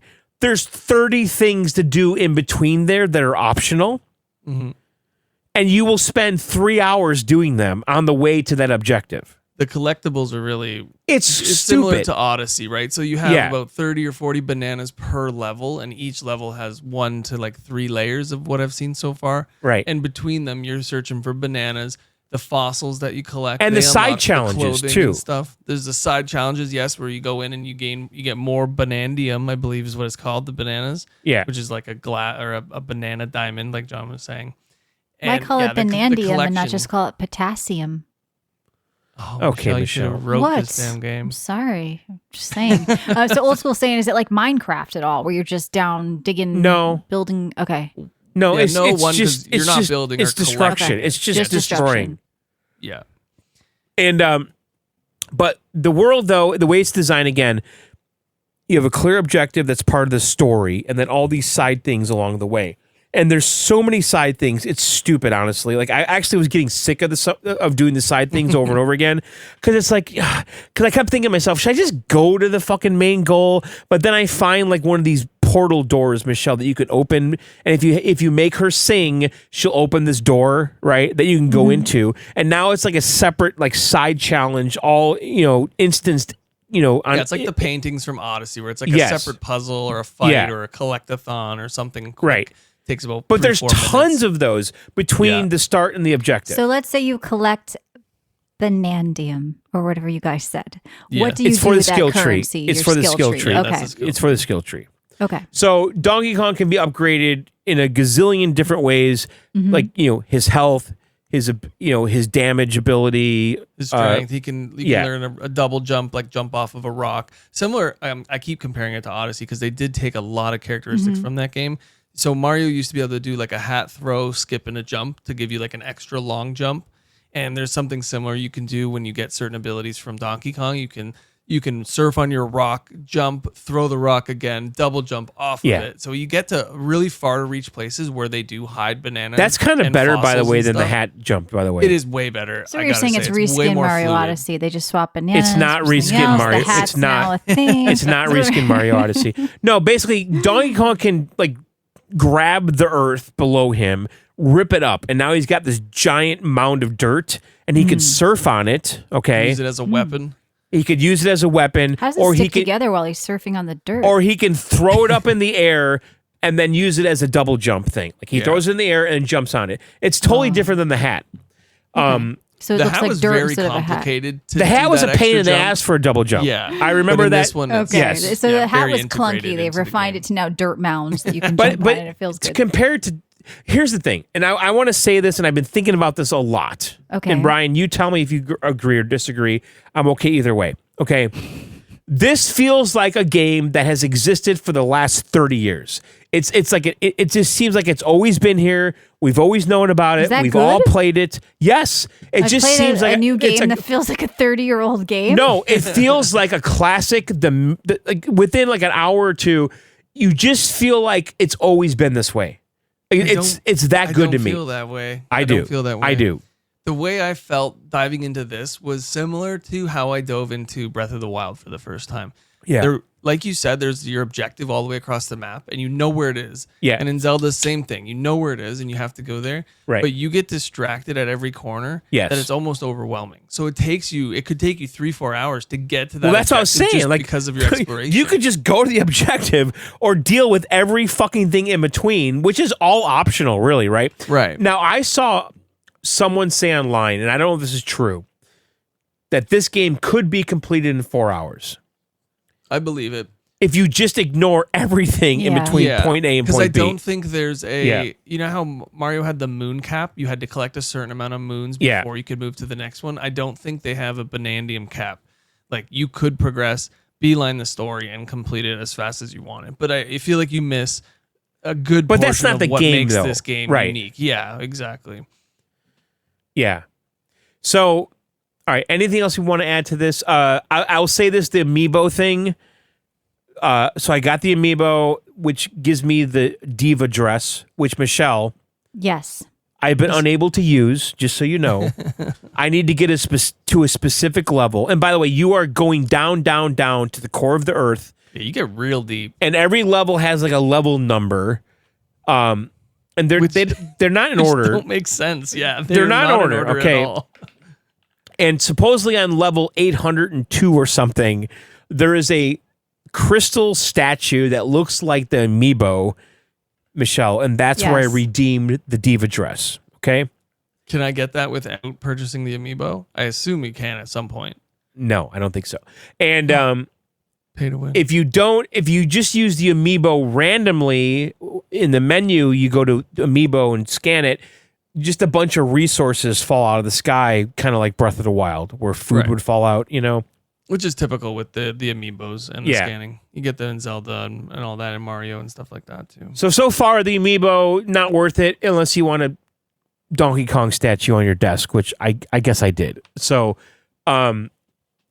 listen, I like this game quite a bit. I will be playing it probably nonstop over the next month. I do think it's a little one note so far. I thought that at first too, John, but there are certain things that you unlock that really change up each level. Tell me, what? So you know how you beat on your chest and turn into Super Saiyan Donkey Kong? Yeah. There are different forms of that Mega Donkey Kong. I am aware of that. Now, Now, listen, I played probably 6 hours of this game or something at least. So you didn't get off the dock? I played a lot of this game. I'm kidding. No, 6 hours is good. Yeah, but so those new abilities in combination with your skill tree abilities and being able to use those in the boss But how many fights abilities do you have really beyond the Super Kong crazy out of control? Seen 3. I have 2. Wait, what do you mean? So there's probably 3? more. I've seen videos and stuff and clips of people turning into something that I don't have at the moment. So what's the second ability? I'm not gonna spoil it. Okay. you don't actually have it, do you? I do. It's they're very cool. So you'll get it eventually as you progress, and I'm assuming there's more than 2, but no, I think there's quite a bit actually. Yeah, I think so as well. I mean, John, it sounded like you're not saying game of the century if it's repetitive already. So I really like what they did here, and I think the gameplay is super solid. I'm having the most fun not going to the objective and just saying, oh, what's that big tower up there? How do I get up there? Like, that's why I like 3D platformers, right? Mm-hmm. And so I've been doing more of that stuff instead of advancing the story. And that's kind of been the most fun for me. The boss battles I've experienced, I think a couple very minor ones have been just like brain dead, like easy. Maybe it gets harder, Ryan. I don't know. I don't expect it to get much more difficult. I think the exploration's going to get a bit more difficult. Things will be a little bit more hidden. The puzzles may be a bit more difficult as you progress. But the boss fights, as you're leveling up your skill tree and stuff, you're going to get really strong. I think it'll take you 1, 2, maybe 3 tries to defeat. But them. that first Bananza, whatever you want to call it, that hyper mode that you get into by pounding your chest, he's out of fucking control. He levels the whole fucking world in 5 seconds. Yeah. Michelle, there's an ultimate ability you have, Michelle, in the beginning. Yeah. And when you turn it on, you can level a mountain in 5 seconds. And it is a technical, wow. They really pulled. No, Michelle, please. Seriously. It really is. There's nothing wow. There's tons of games where you can destroy environments. Not in a half a second, the way it does. Because nobody wants to play that. What? Let me spin as a monkey, break mountain. It's fun. Nobody wants to do it. And I feel the performance. Well, you know what? Any game that you're thinking of, shit. this game has higher reviews than that. I don't care about high reviews. I care, what does that matter? The journalists were paid to review it? We're a gaming podcast. We make our own reviews. Yeah, I'm saying, I don't know if that is going Michelle to be... gets behind a game that has, really good reviews and Steam people John, love it. You're the one that's a Nintendo fanboy and just said it's already repetitive. And I guarantee you won't beat this. So it doesn't sound like you're the one who's kind of saying, Ryan sounds to like it more than you do. So I will beat this, I assure you. And I was just being honest, though. There's been times, though, when I'm doing it where... you said, Astrobot was technical marvel. Now this game's technical marvel. This game is probably, I think, definitely better than Astrobot. I think that's safe to say. Astrobot was more linear, and this is not. I like exploration. I think Astrobot probably looks better than this, but in a different way, though, in a really different way. Like Astrobot's more like shiny and like 3D effects, and this is not. This is a little more cel shaded kind of a thing. So they're going for something different, but it looks really good. But it's not like glossy metal and stuff like how Astrobot is. Mm-hmm. It was very colorful and I feel like the lights and the colors and the explosions are very in your face. They did a really good job with that. It doesn't sacrifice performance at all. I don't think I've seen a visual frame drop. I know someone posted in the Discord saying it does drop, but you barely notice. Like I haven't noticed personally. And so, John, you're saying that it's the greatest game of the year or of all time, but I haven't said that. I said, well, that was a little bit of hyperbole in the beginning. Oh, okay. What? I don't know. We don't know because you said it's better than Astrobot, and you really loved. I do think it's. I think it's better than Astrobot already. I can tell you that.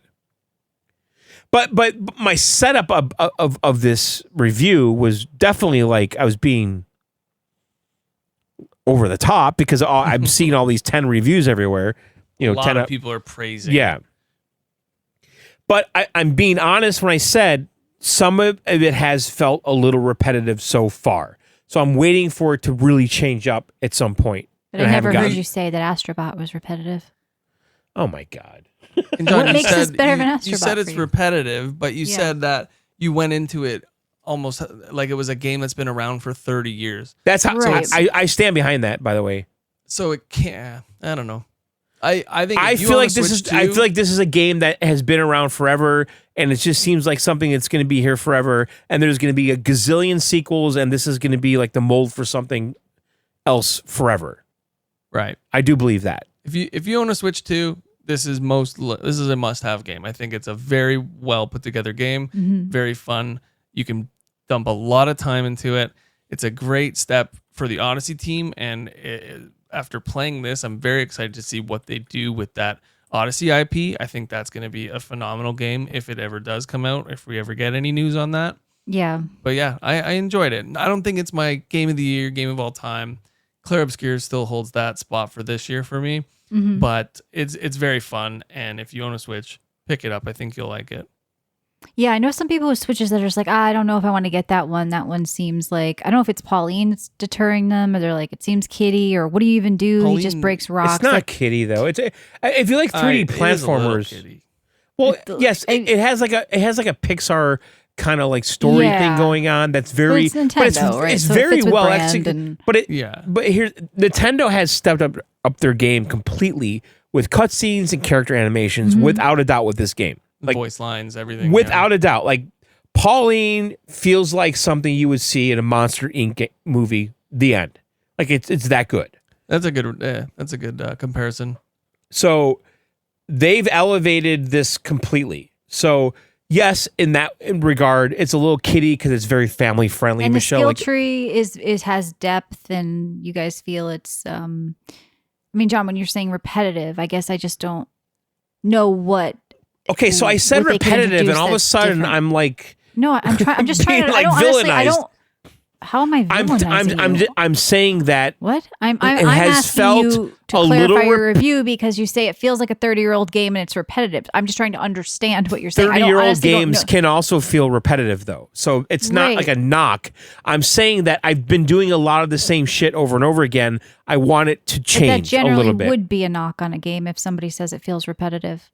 So I was just trying to understand why it isn't. I feel like the repetition really comes with the breaking and the smashing.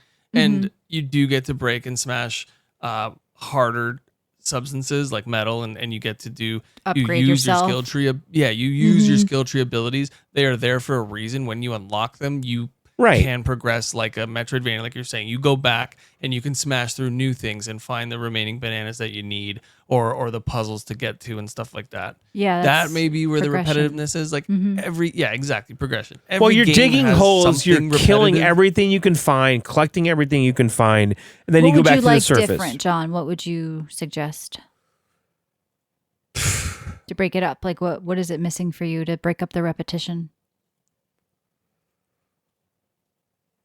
I really don't know how to answer that. Like, okay, more boss battles or, maybe more boss battles. Is it That fun? one- I think they think it's fun. Yes. It's very fun. I think it's fun. I think No, it's really it is fun. But I'm just saying that the game loop so far for me has been a little one note. It's like I use the radar. Oh, there's a banana over here. I go down really deep and I dig a hole, and then, oh, where is it? Oh, here it is. But it's in a really hard spot to get. And now I spend like 10 minutes trying to get this banana off the ceiling in this little cave. That's fun. But then you do it again But that like all 20 is minutes later. optional, right? It is all optional, yeah. But they're all very different. The bananas aren't just 20 feet underground under your feet. You break them, you get them. No, they put them in weird spots. Like there is a whole puzzle surrounding how to get it. yes, like you can pick up dirt and then throw it, and it sticks to the wall, right? Yep. And now you're using it to make a platform to get to the banana, right? And I spent like 10 minutes doing that on one level, Ryan, where I'm throwing dirt and it's sticking to the ceiling and it's coming down further and further and further. And I'm basically building a staircase to get to the banana on the ceiling and then punching it and getting it free. You really got to get creative. You gotta There's, like floating destructing and platforms. building, though. Yeah. If you gotta could like build that. it, would be a total. Well, You're building ground up, right? They're jumping on. You're doing some sort of whatever. Just John just said, building up. Spoiler: there is a building mechanic, quote unquote, that you do get. It's I don't want to spoil it. It's a cool ability. It can get you from point A to point B in a different way. Well, You get a little Nintendo's kind of creative with leaning it. It's into cool. this light survival crafting in many games. Obviously, Zelda, including the last Zelda game I played, Echoes of Wisdom, where you were building beds. And now here you're kind of building ways to get across environments and destructing stuff. I would love to see an actual, legit, true Nintendo survival craft. If they're kind of kissing it in a lot of little games, it seems like taking elements from Minecraft. But okay, so it sounds like you guys think it's fun. I do. It's got thumbs up all around. So check out Donkey Kong Bananza. Yeah, this is the most important review we've done this year. Well, I'm glad I wasn't a part of it. All right, well, let's do some news because there is other stuff going on out there. I know today a lot of people were talking about that Hellraiser revival trailer. Oh, yeah. That game looks so dark ready for and that adult. game. And so there was I some saw boobies on YouTube for the first time. Where did that come from? Since when was that allowed? I don't know. It's art when it's in a horror game, I guess. But yeah, so Clive Barker's Hellraiser revival announcement went out. And I think, is this going to be a Game Pass game? I don't know. The Xbox was actually pushing it.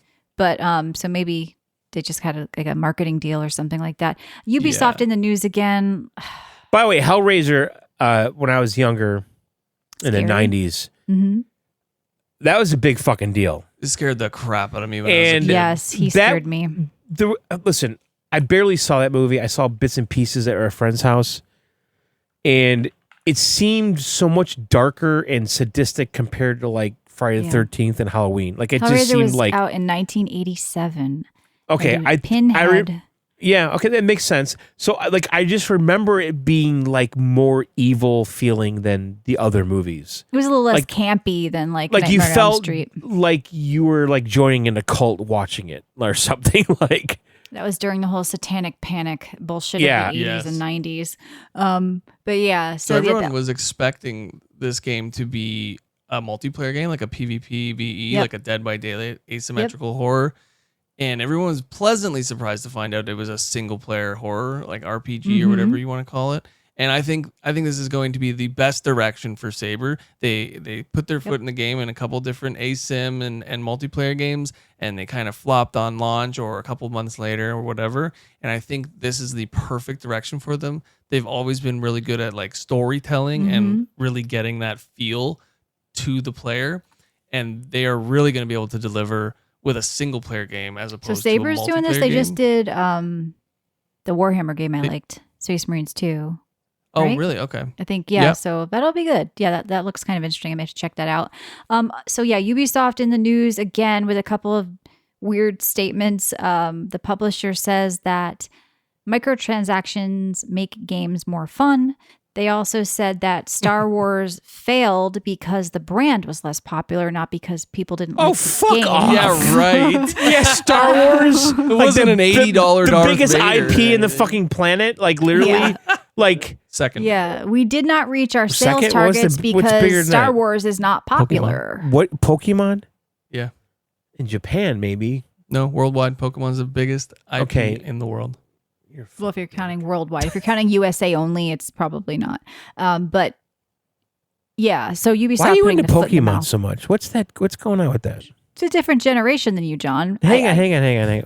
What's going on with the Pokemon? Exactly thing? what Michelle said. I grew up with it, man. No. What's going on with Pokemon? Why are you all into that? I wanted to be the very best ever since I was a kid. You got to catch them all, you know? What's From his the name? Game Boy Ash being or my something? first personal console through the Switch and everything. There was a Pokemon Presents today where they gave you a whole lot of nothing and a little bit of something that you wanted. That's classic Nintendo, classic Pokemon. I mean, think about it, John. Rye's only like, 10 years older than your daughter? So it's a different, it's like her growing up with it in a way. Yeah, it's always been fun, man. The battling, the exploration, the collection. Yeah, I had some friends who were a little younger than me into it. I mean, it was never my thing, but I feel like I get why it's huge. I mean, look at the mobile app. That was something that crossed and opened up into every generation. My daughter and her boyfriend still Pokemon play Pokemon Go everywhere we go. So it's a global thing. If we go out to eat, restaurant, bar, brewery, they're capturing fucking Pokemons in the bar. Okay. I just hit 49. Okay. Level 49. And that is so much damn work. I got 30 million XP to get to 50, I should find out what she is and I'll let you know. That's what I'm saying. I think I get it. I was never huge with it, but I think I get it. It's not going But anywhere. I remember those fucking nerds in a Honda Accord outside my old work at a fucking Pokestop every fucking day, just sitting there. Yeah. People were walking around me with their phones out, just walking into street walks. Right, a bunch of. It was a phenomenon in 2016. Crazy. Yeah. Yeah. All right, go on, Michelle. John Romero says indies are the future of game development. These people are the ones that make AAA studios. Wait a minute, we need to start doing this. Yeah, I mean, we've been saying this for a while. Everybody's hopping on board with this. And of course, he just had that drama with Xbox and the studio that they were not funding anymore. But yeah, also, I guess Ubisoft unveils creative houses, which kind of goes along with this. The model, because their first quarter bookings have missed expectations. And so is this something that is tailored to specific smaller gaming genres? John Romero, though? Well, this is kind of the same thing. I think Ubisoft he just lost his job with the layoff. Yeah. Right?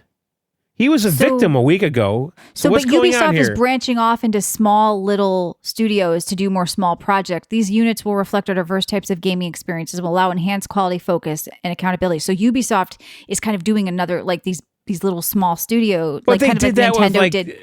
Yes, but they're doing more of that with the Prince of Persia game or whatever. So then, yes, we're seeing a breakup of these big companies into smaller subsidiaries. So why do we need them exactly? We don't. Right? Yeah. It's almost like the big record labels gobbling up all the independent punk labels or something, right? Yeah. You stop that with companies like Sandfall, creating Clair Obscur, growing big enough on their own to be able to support themselves sufficiently. But then you do something like Dave the Diver, which duped everybody into being an indie Everybody game. got baited. It's fake indie. Right. And I think that's what's happening with what Ubisoft is talking about here as well. And you kind of go, oh, it's a Ubisoft game. But these big projects with 10,000 people or just aren't working. No. They're too high risk, and you don't need that many people to do this. Well, it becomes so vanilla because you have so many people involved. So many people, they cost a ton of money to make.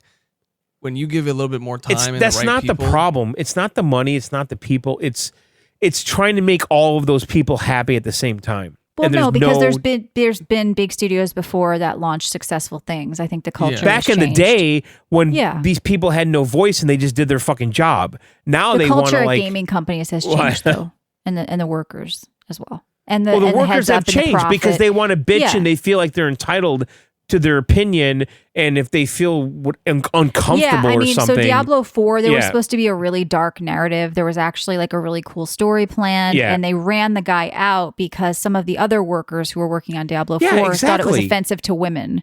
I don't want to get into what the story was, but you can find the story if you want to know the ins and outs. And I mean, that's exactly what we're talking about. You're running out the creative talent or the people developing certain things because certain people don't blue-haired person says, well, you hire too many of them and the culture at your company changes and you're screwed. yeah, I mean, Well, that's why people are gravitating towards anime and games from Korea and China and Japan, I think. So if America and, the West as a whole wants to get their mojo back, maybe branching off into these smaller studios. Well, I think they are trying to do that with the new Zelda movie. There was the big talk about Hunter Schafer being the next Zelda. She looks a lot like her and all that, right? No. And then they that was a bunch of fucking that was people like just 10 posting. people just posting. Yes. Like, why would you think that Nintendo this never person would said just have that. the right to No, be... not Nintendo. Saying the people making the movie, John.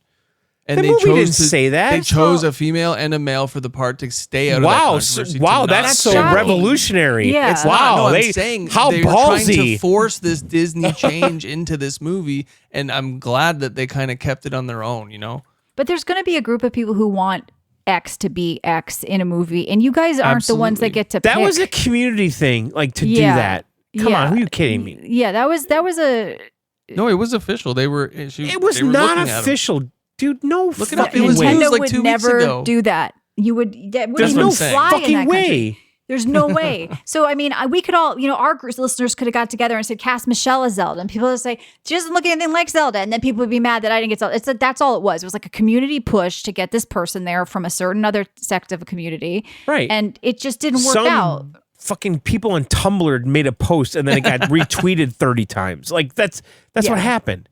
Is Tumblr like- even around? I don't know. Well, that's how all the pronoun shit happened. I think it started on Blue Sky. Let's just, I don't know. Right. But yeah, it wasn't going to work. I think the casting looks pretty good for these kids. We talked about this on one of our shows, do John. I. I think that boy looks like he could definitely dye his hair blonde. It's Link. Well, that's You what know? you're saying. Like, Yeah. the girl, at least the photo I saw, she looked a little too tan and freckly. She needs to be a little more pasty white, I guess, for Zelda. Well, they'll We'll make get her that more done with the elven. movie Yeah, magic. Yeah. You're not going to just suddenly look like an elf with a little work.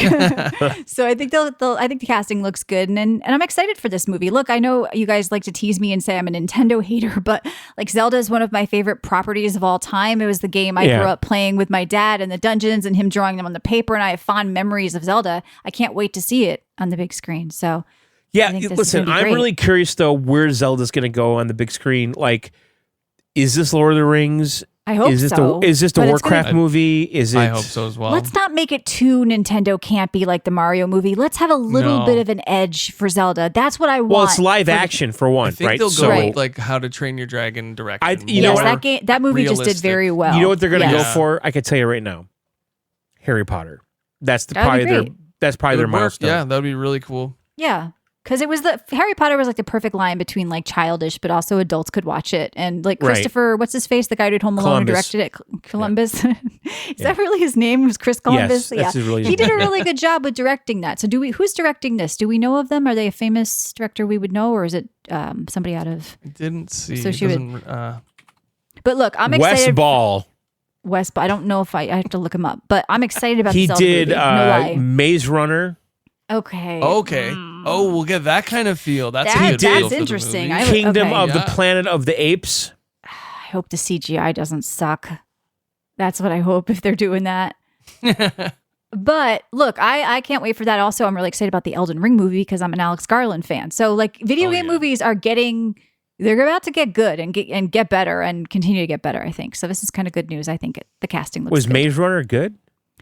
I think it was a I little liked cheesy for me, but I don't Yeah. remember. Yeah, a little on the corny side. Yeah, little It was corny. fun. Nintendo doesn't have to be corny. I know people always say that, well, it's Nintendo. Like, Nintendo doesn't have to be corny and campy. There's so much more potential there. Like, even like, I know it's got to be for kids at the end of the day, but let's be real. A lot of the people who like Zelda are probably in their 30s and 40s. Okay? So it doesn't all have to be for kids. Like, So Nintendo's here's what he half said, their by audience the is way. nostalgia people. So Wes Ball said that he's not planning on using motion capture. Okay. So he wants it to be grounded. Good. Maybe. He you says gotta that have using yeah, that motion could go either way. There. Yeah. He says that using mocap is not his preference. He just made CGI heavy Planet of the Apes, and he's saying that's probably not going to be his choice for this movie. That's why.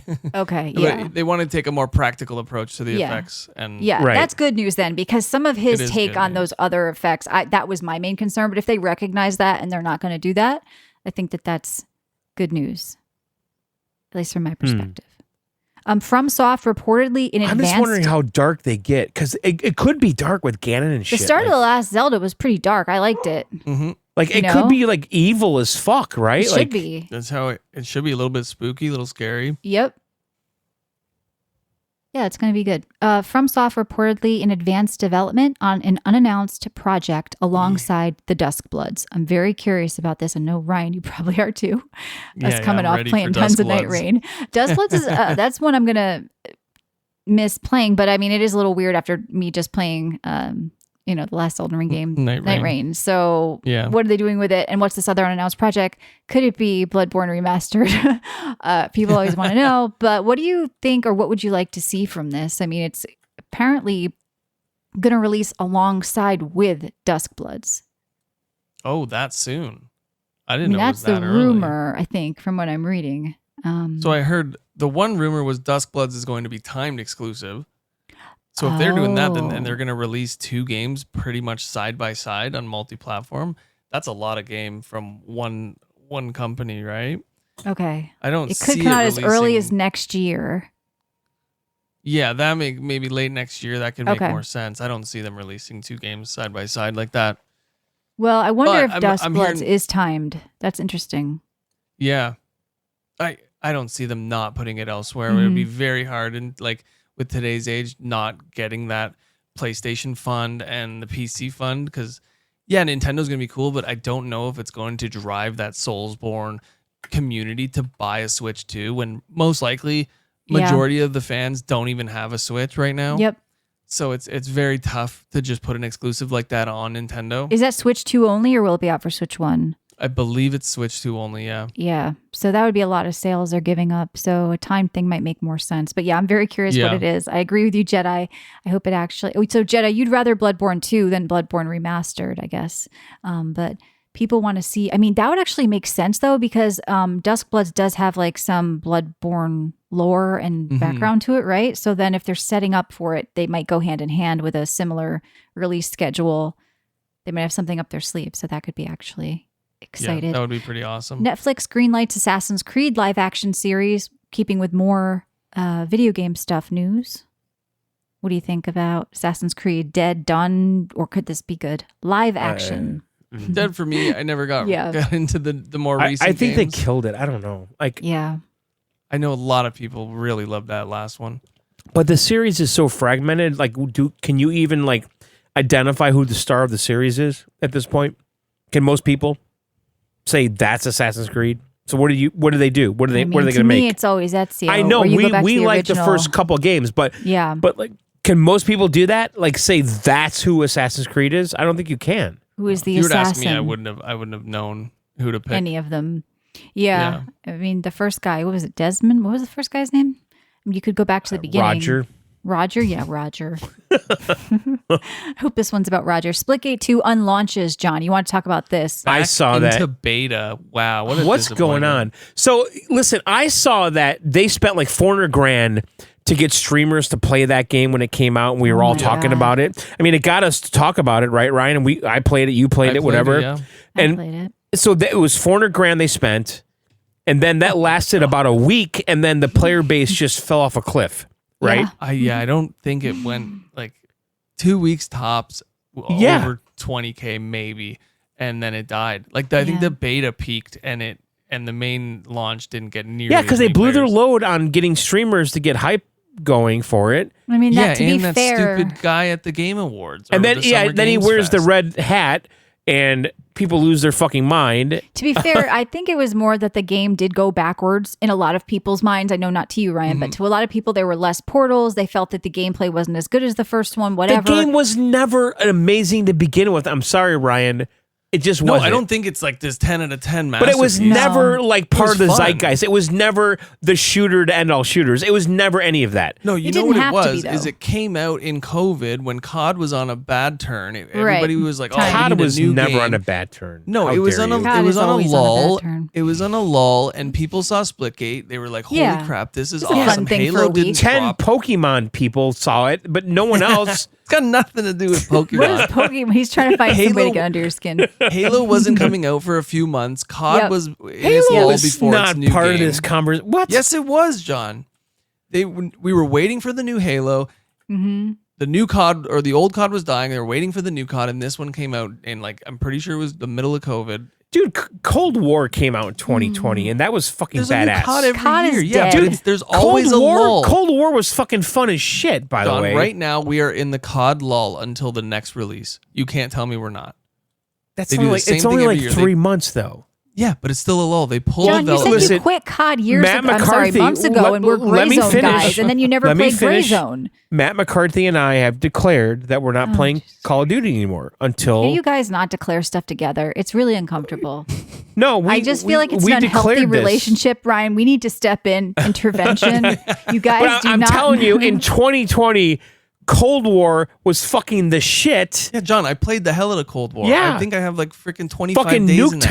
Nuketown, Cold War was like fucking. Yeah, oh like my Derek god! is saying, Splitgate was really fun for a while. It gave me old school vibes, like Halo 2 days. And like Exactly. Ryan is saying, people were waiting for Halo, and this filled that little space No in one's COVID. waiting for Halo. What are you talking about? Everybody was waiting for Halo. No one was waiting for The Halo. people was who like waiting for Splitgate Halo. were probably waiting for Halo because they were similar feeling games. Who was sitting I- around for Halo in 2020? What It was being marketed and teased, and everybody was like, Yes. "Holy crap! A new Halo's coming out." Split Game came out of nowhere. What It was like, Halo? we got this awesome.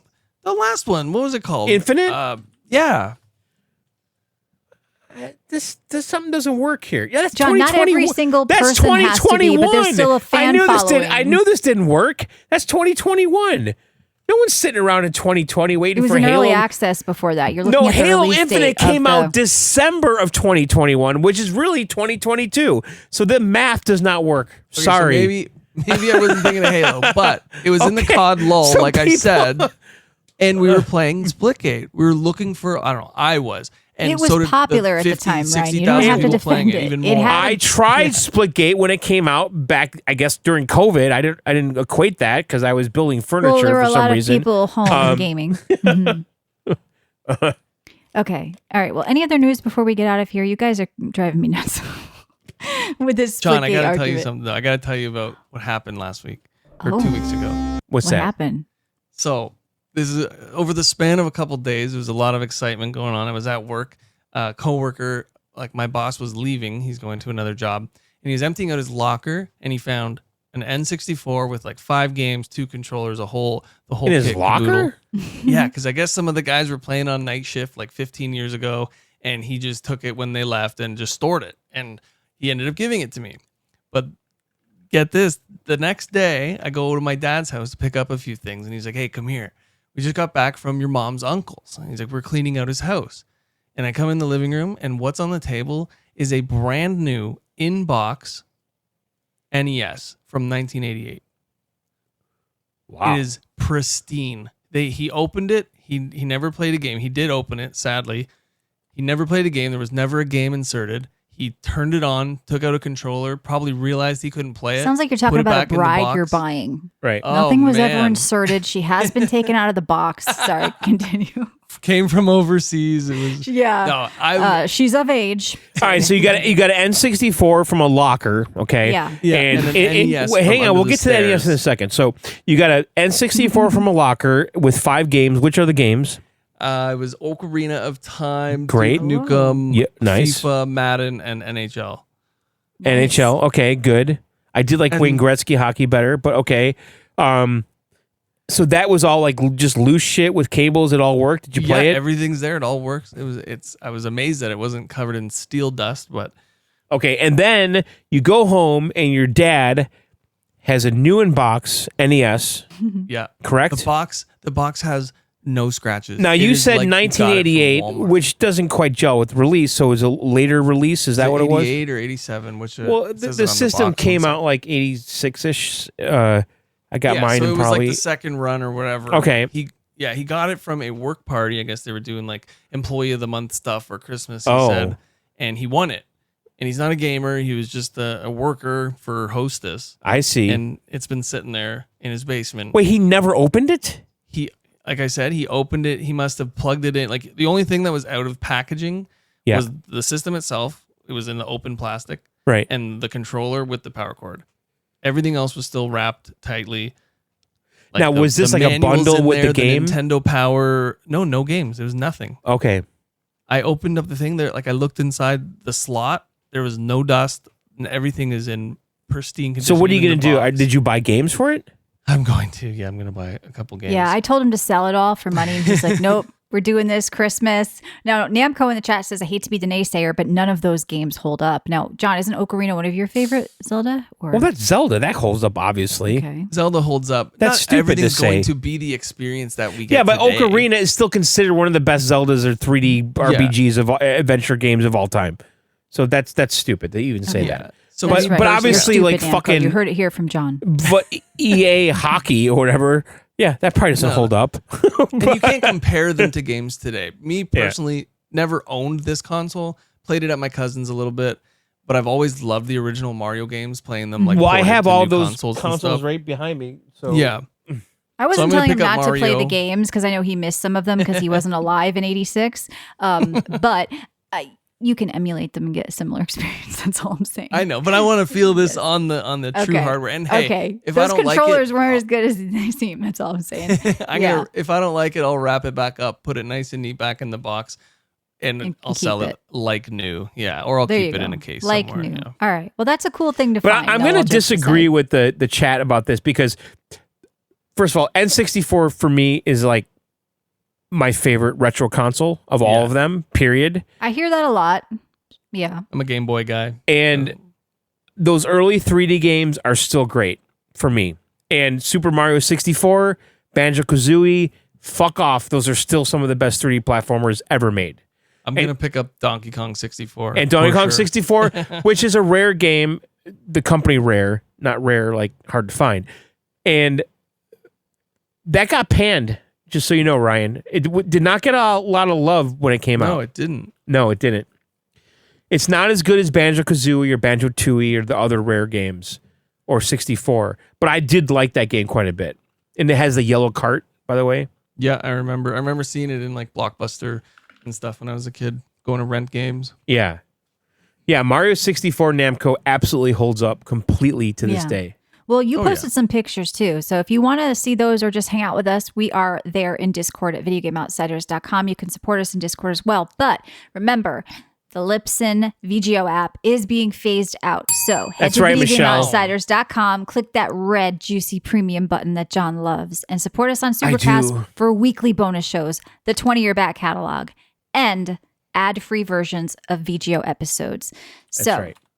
That's how you can say thank you as we approach our 20 years at the end of the summer here. Because people say, what do you guys want for 20 years? What are you going to do? We don't know. We'll think about something just last sub. show of August. Just support us. And just so you know, with this Supercast thing, totally optional though. There's like a way to like tip us or whatever on there and all that you shit. could basically, we have a 5% off deal going on right now till our 20-year show. And we wanted to keep it as cheap as we possibly could with the fees they take. So, but if you want to pay more than the number we list, that is there as well.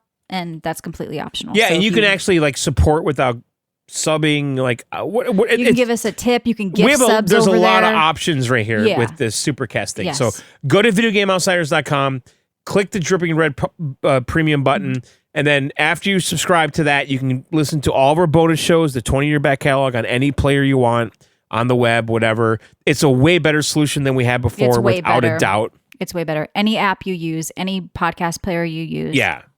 It's done. And Michelle and I are going to step up the bonus content too. We're going to be posting the Subs podcast, which is a supporter podcast we've been doing for a while on Discord. Going forward, we're going to be adding those to Supercast at videogameoutsiders.com. And let us know what sort of bonus shows you want to see. You know, if you guys say, if you do a weeb show once a month, I'll sub. You know, give us your ideas. Like we want you guys in the community that do support us. Or just we want to thank you. And fast food for give us episode. topics. We'll do a show about it. We love talking about anything. Yeah, John loves the off-topic stuff. So anyway, that's it. We are off next week, but there will be a show in our premium feed. So if you want to hear us next week and you miss us, that's where you can Supercast it. All right, we're done. Video game.